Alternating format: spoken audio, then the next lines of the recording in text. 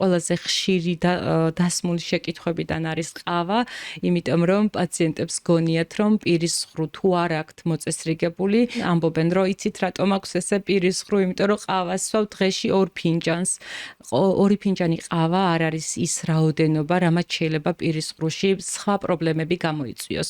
დამერწმუნეთ, პირის ღრუში უკვე არსებობს პრობლემა და ყავა პროვოცირება შეიძლება უკეთებდეს. მწვანე ჩაიც ძალიან დიდი რაოდენობით კოფეინს შეიცავს, შავი ჩაიც შეიცავს კოფეინს და ეს არ არის მავნე ჩვენი კბილებისთვის. უბრალოდ აქ არის რაოდენობა, თუ ჩვენ დღეში 6-7 ჭიქა ყავას ვიღებთ, ისევ pH მჟავიანობაზე მივდივართ და თუ ყავის მიღების შემდეგ ჩვენ ეგრევე კბილებს გამოვიხეხავთ, ესეც არასწორი იქნება. უნდა გავიდეს დრო, ყავას უნდა მივაყოლოთ წყალი 1 ჭიქა, რომ მოხდეს ტუტოვანი ბალანსის აღდგენა და მხოლოდ მის შემდეგ გავიხეხოთ კბილები, რაც უფრო უსაფრთხო იქნება კბილის მინანქრისთვის და ნაკლებად დააზიანებს.